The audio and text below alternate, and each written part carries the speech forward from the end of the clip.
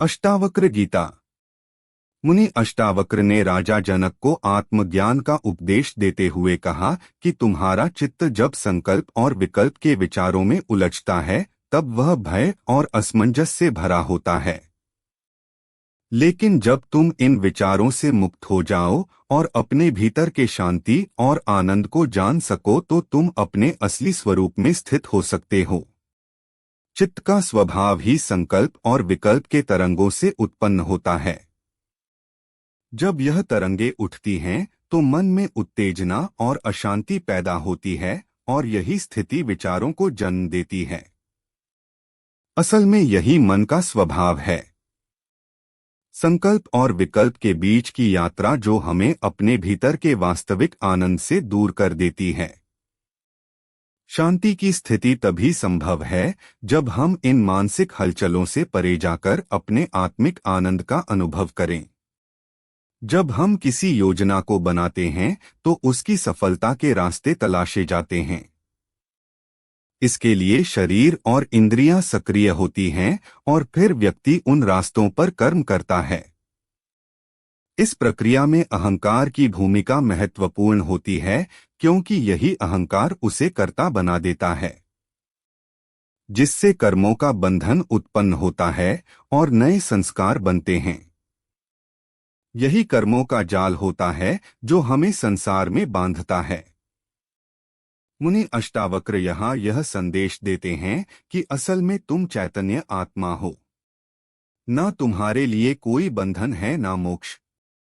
तुम साक्षात एक हो और शांति से भरे हुए हो। इसलिए अब अपने मन को संकल्प और विकल्प के विचारों से मत उलझाओ, क्योंकि अगर तुम ऐसा करोगे तो फिर से कर्मों के जाल में फंस जाओगे। तुम्हारी असली पहचान तुम्हारी आत्मा है और अब तुम इसे पूरी तरह से महसूस कर चुके हो। इसलिए अब समय है कि तुम शांति से आनंद में डूबकर अपने असली स्वरूप में स्थिर हो जाओ। मुनि अष्टावक्र यहाँ यह कहते हैं कि ध्यान में बंधकर मत रहो, ना ही हृदय में किसी भी विचार या भावना को पकड़ने की कोशिश करो। आत्मा स्वतः मुक्त है। उसे किसी बाहरी चीज से जुड़ने की जरूरत नहीं। जब तुम आत्मज्ञान प्राप्त कर चुके हो तो ध्यान और समाधि जैसे अभ्यास सिर्फ अज्ञानी लोगों के लिए होते हैं जो ज्ञान की तलाश में होते हैं। अब तुम आत्मा के इस अनुभव को जान चुके हो तो तुम्हें इन साधनों की आवश्यकता नहीं है, क्योंकि तुम पहले ही मुक्त हो। ध्यान और साधना का असल उद्देश्य तब तक ही है जब तक तुम उस उद्देश्य तक नहीं पहुंच जाते। जैसे एक बोट का काम नदी को पार करना होता है और जब वह काम पूरा हो जाता है तो बोट को किनारे पर छोड़ दिया जाता है। वही हाल आत्मज्ञान के साधनों का है। जब तुम आत्मज्ञान प्राप्त कर लेते हो तो उन साधनों को पकड़ने की कोई जरूरत नहीं रहती। अगर तुम उन्हें छोड़ नहीं पाते तो वे साधन ही बाद में बंधन बन जाते हैं। इसीलिए मुनि अष्टावक्र का संदेश है कि अब तुमने आत्मा का साक्षात्कार कर लिया है। अब हृदय में कोई भी बाहरी धारणा या विचार मत पकड़ो, क्योंकि तुम पहले ही मुक्त हो। जब तुम्हारा मन विचारों से मुक्त हो जाता है, जब ध्यान और संकल्प दोनों गायब हो जाते हैं, तब चित्त शून्य हो जाता है। यही असली निर्विकल्प समाधि है, जहां आत्मा और परमेश्वर की वास्तविक अनुभूति होती है। इस अवस्था में तुम पूर्णता को प्राप्त करते हो। मुनि अष्टावक्र कहते हैं कि शास्त्रों, पुराणों का अध्ययन और विविध मतों की चर्चा करना ठीक है, लेकिन इन सब का कोई असल लाभ तब तक नहीं हो सकता जब तक तुम सब कुछ भूलकर पूरी तरह से शांत नहीं हो जाते। जैसे एक नदी के जल में अनेक कंकड़ होते हैं। अगर तुम सबको इकट्ठा करोगे तो वह जल साफ नहीं हो सकता। ठीक उसी तरह शास्त्रों, पुराणों और तर्कों को सुनना और समझना जरूरी है, लेकिन अंततः सबको भूलकर भीतर की शांति को अनुभव करना ही असली ज्ञान है। इसलिए मुनि अष्टावक्र जनक को बताते हैं कि शास्त्र केवल मार्गदर्शन देने के लिए होते हैं, पर आत्मा की असली पहचान और शांति केवल खुद के भीतर से मिल सकती है। शास्त्र और विचार केवल रास्तों की दिशा दिखाने जैसे होते हैं, लेकिन उनका असल उद्देश्य तब तक पूरा नहीं होता जब तक तुम अपने भीतर के ज्ञान को ना पहचान लो। असल ज्ञान तुम्हारे भीतर पहले से मौजूद है, बस उसे देखने की आवश्यकता है। जैसे एक दर्पण पर धूल जम जाती है, जिससे उसका प्रतिबिंब सही से दिखाई नहीं देता, वैसे ही चित्त पर अज्ञान की धूल जमा हो जाती है, जिससे आत्मा का वास्तविक रूप छिप जाता है। इसे साफ करने के लिए बस अपनी आंतरिक धूल को हटाना है। तुम्हारा मन और विचारों की लहरों से इतना घिरा हुआ है कि आत्मा का वास्तविक प्रतिबिंब अब उसमें से छुप चुका है। इसलिए तुम्हें इन विचारों की लहरों को शांत करना होगा, क्योंकि यही लहरें चित्त के शुद्ध रूप को छिपा देती हैं। जब तुम विचारों को शांत करोगे तब तुम्हें अपने असली स्वरूप का अनुभव होगा। शास्त्रों का अध्ययन और उनका बार बार श्रवण केवल मन में विचारों की अधिकता को जन्म देते हैं, जिससे तर्क और वितर्क की लहरें उठने लगती हैं और भ्रम की स्थिति उत्पन्न होती है।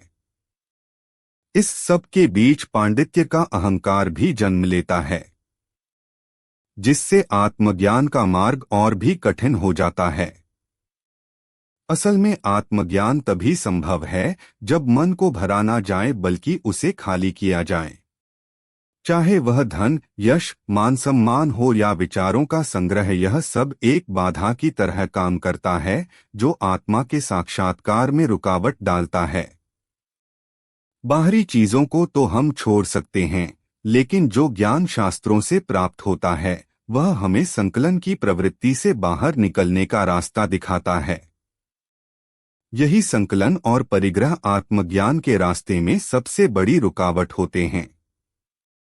सच्ची शांति और उत्तम स्वास्थ्य तभी संभव है जब तुम अपने पुराने विचारों, स्मृतियों और आसक्तियों को भूल सको।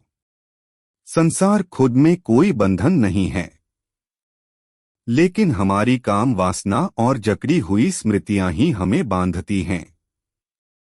जब तुम इनसे मुक्त हो जाते हो और अपनी चैतन्य आत्मा में स्थिर हो जाते हो, तभी असली मुक्ति और स्वास्थ्य मिलता है। यह कोई पुस्तकों से प्राप्त नहीं होता, ना ही इसके लिए बड़ी विद्यालय या डिग्रियां होती हैं। बाहरी अनुभवों को भुलाकर ही तुम अपनी आत्मा को पहचान पाते हो। यही वास्तविक ज्ञान है जो केवल निर्विकारी चित्त की स्थिति में प्राप्त होता है। यह मौन में ही अनुभव किया जा सकता है। मुनि अष्टावक्र आगे कहते हैं कि चाहे तुम भोग का अनुभव करो, कर्म करो या समाधि की साधना करो, यदि तुम्हारा चित्त हर समय आत्मिक रूप से शुद्ध और निर्लिप्त नहीं है तो तुम्हारे अंदर हमेशा लोभ और अहंकार का प्रवेश होगा। चित्त का स्वभाव चंचल है और जब तक उसे पूरी तरह से शांत और निर्द्वंद्व नहीं किया जाता तब तक तुम्हें सच्चा ज्ञान और शांति नहीं मिल सकती। मनुष्य की प्रकृति ऐसी होती है कि वह हमेशा विषयों की ओर आकर्षित होता रहता है।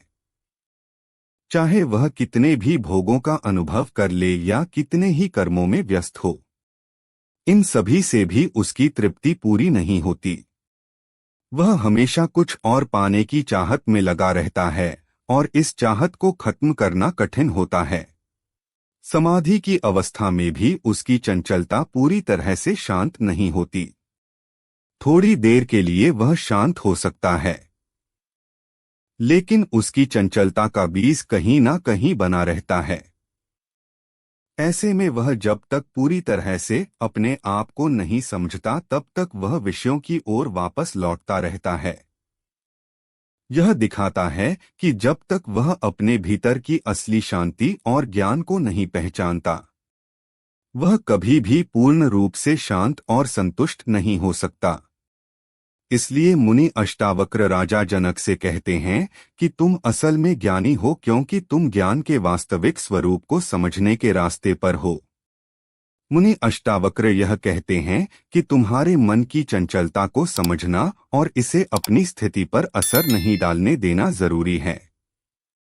जीवन में हर कोई किसी न किसी प्रकार के प्रयास में लगा रहता है, लेकिन फिर भी दुखों से छुटकारा नहीं पा पाता। लोग धन, यश, पद, प्रतिष्ठा, ज्ञान और ऐश्वर्य के लिए निरंतर प्रयास करते रहते हैं, फिर भी वह अंतर्मन की शांति और सच्चे सुख को नहीं पा पाते। मुनि अष्टावक्र का यह संदेश है कि बाहरी भौतिक सुखों की प्राप्ति हमेशा प्रयास से होती है, लेकिन सच्चा आत्मज्ञान और शांति केवल भीतर की खोज से मिलती है, न कि बाहरी दुनिया के प्रयासों से। जैसे आज हम विज्ञान, कृषि, यातायात, संचार और व्यापार के क्षेत्र में मिली उपलब्धियों को देखते हैं, वैसा सब कुछ प्रयास से ही संभव हुआ है। लेकिन सच्ची मुक्ति और शांति के लिए इस दुनिया से परे आत्मा के भीतर उतरने की आवश्यकता होती है। मानवता की सफलता और विकास पीढ़ियों से किए गए निरंतर प्रयासों का परिणाम है। अगर मनुष्य ने कभी प्रयास न किया होता तो आज की दुनिया इतनी समृद्ध और विकसित नहीं होती। प्रकृति का दोहन और तकनीकी प्रगति भी मानव प्रयासों का ही फल है। हालांकि अब मनुष्य इन प्रयासों का इतना अभ्यस्त हो चुका है कि वह परमेश्वर को भी प्रयासों के जरिए हासिल करना चाहता है। जैसे उसने अणु और परमाणु की खोज की, वैसे ही वह परमेश्वर को भी भौतिक दुनिया में खोजने की कोशिश कर रहा है। वह तप, जप, योग, साधना, हठ योग, मंत्र, भक्ति, स्मरण और पूजा जैसे साधनों के माध्यम से परमेश्वर को प्राप्त करने की कोशिश करता है। लेकिन असल में परमेश्वर को प्रयासों से नहीं पाया जा सकता। वह ना तो किसी बाहरी खोज से मिलता है, ना ही किसी साधना से। उसकी अनुभूति केवल भीतर की गहरी शांति और साक्षात्कार से संभव है। परमेश्वर कहीं बाहर नहीं है, वह भीतर ही है। बस उसे पहचानने की आवश्यकता है। वह पहले से मौजूद है, केवल उसे पुनः याद करने की जरूरत है। इसमें किसी तरह के बाहरी प्रयास की आवश्यकता नहीं है, क्योंकि असल में प्रयास खुद ही रुकावट बनता है। जब चित्त शांत और जागृत होता है, तभी हम परमेश्वर का अनुभव कर सकते हैं। प्रयास से तनाव उत्पन्न होता है, विचारों की लहरें उठती हैं और तर्क वितर्क पैदा होते हैं जो मन को उलझा देते हैं। यही संघर्ष सुख और दुख की स्थिति पैदा करता है और इस मानसिक विक्षेप के कारण हम अपनी अंदर की आत्मा की वास्तविक झलक नहीं देख पाते। परमेश्वर को पाने का रास्ता संघर्ष से नहीं बल्कि समर्पण से है। प्रयास में जो करने वाला अहंकार पैदा होता है वही मुख्य रुकावट है, क्योंकि यह हमारी असली शांति और परमेश्वर के साक्षात्कार में बाधक बनता है। अहंकार और परमेश्वर एक साथ नहीं रह सकते। जब अहंकार का मैं खत्म होता है, तब केवल परमेश्वर ही शेष रह जाता है। यह मैं ही वह रुकावट है जो लगातार प्रयासों से और मजबूत होता जाता है। इसीलिए जो योगी सिर्फ प्रयासों में ही उलझे रहते हैं, वे अक्सर भटक जाते हैं और सिद्धियों के जाल में फंस जाते हैं। वहीं जो भक्त होते हैं, वे सरलता से अपने लक्ष्य तक पहुंच जाते हैं। यह मार्ग सामान्य जीवन के रास्ते से बिल्कुल अलग है। इसके लिए चित्त को हर तरह के संकल्प, विकल्प, विचार, विश्वास, सिद्धांत और पंथों से मुक्त करना होता है, ताकि उस पर कोई लहर ना उठे। यही असली मार्ग है। मुनि अष्टावक्र जी ने कहा है कि अत्यधिक प्रयासों के कारण लोग हमेशा दुखी, अशांत और तनावग्रस्त रहते हैं। यही तनाव और अशांति उनके मन को विक्षिप्त कर देती है और यही आंतरिक बोध की प्राप्ति में सबसे बड़ी रुकावट बन जाती है। यह सत्य किसी के लिए स्पष्ट नहीं होता, लेकिन जो इसे समझ लेता है वह चित्त की गहरी शांति को पा सकता है और आत्मज्ञान की ओर अग्रसर हो सकता है। इस रहस्य का अनुभव कुछ भाग्यशाली व्यक्तियों को ही होता है जो समर्पण के माध्यम से निर्वाण को प्राप्त करते हैं। समर्पण ही प्रभु तक पहुंचने का रास्ता है, जबकि संघर्ष और मेहनत केवल संसार के दायरे में रहते हैं। मुनि अष्टावक्र जी आगे कहते हैं कि जो व्यक्ति आंखों के खुलने और बंद होने के कार्य से परेशान रहता है वह आलस्य और शांति के बीच बसा हुआ होता है, क्योंकि यही उसका सुख है, लेकिन यह किसी और के लिए नहीं है। यही वह मनोवृत्ति है जो उसे सत्य और ज्ञान से दूर रखती है। मुनि अष्टावक्र का यह उपदेश है कि सभी लोग अपनी मेहनत और प्रयासों के कारण दुखी होते हैं, क्योंकि उनका चित्त हर समय उथल पुथल में रहता है और यही आत्मज्ञान की ओर बढ़ने की रुकावट बन जाता है। प्रयास अपने आप में दुख का कारण बनता है, क्योंकि इसमें हमेशा कर्तापन और अहंकार जुड़ा होता है। जब हम कुछ करते हैं तो अक्सर उससे फल की अपेक्षाएं जुड़ी होती हैं, और जब यह इच्छाएं पूरी नहीं होती तो दुख होता है। इस कर्तापन और अहंकार से तनाव उत्पन्न होता है और कर्म में कोई वास्तविक आनंद नहीं आता। फल की प्राप्ति पर ध्यान केंद्रित करने की वजह से व्यक्ति कर्म में कुशल नहीं बन पाता। गीता में स्पष्ट किया गया है कि योग ही कर्म में कुशलता लाता है। लेकिन जब उद्देश्य सिर्फ फल की प्राप्ति होता है तो व्यक्ति उस स्थिति में नहीं पहुंच पाता। इसके विपरीत यदि कोई व्यक्ति बिना किसी फल की चिंता किए अपने कर्म को स्वाभाविक रूप से आनंद के साथ और ईश्वर की आज्ञा समझकर करता है तो वह सच्चे सुख का अनुभव करेगा, तनाव से मुक्त रहेगा और जीवन में हमेशा प्रसन्न रहेगा। ज्ञान की प्राप्ति के लिए कर्म का त्याग नहीं किया जाता, लेकिन प्रयास, अहंकार और कर्तापन को छोड़ना जरूरी है। जब हम बिना किसी प्रयास के कर्म करते हैं तो वे स्वाभाविक रूप से होते हैं और इसमें कोई संघर्ष नहीं होता। इस तरह के कर्म में ना तो हमें कोई कठिनाई महसूस होती है और ना ही किसी तरह के प्रयास की आवश्यकता होती है। इन कर्मों में कर्तापन भी नहीं होता, क्योंकि यह स्वाभाविक रूप से होते हैं। जैसे सांस लेना, रक्त का संचार, पाचन क्रिया या आंखों का खुलना और बंद होना। इनमें किसी प्रकार के प्रयास या श्रम की जरूरत नहीं होती और इसी कारण यह क्रियाएं बिना किसी तनाव के होती हैं।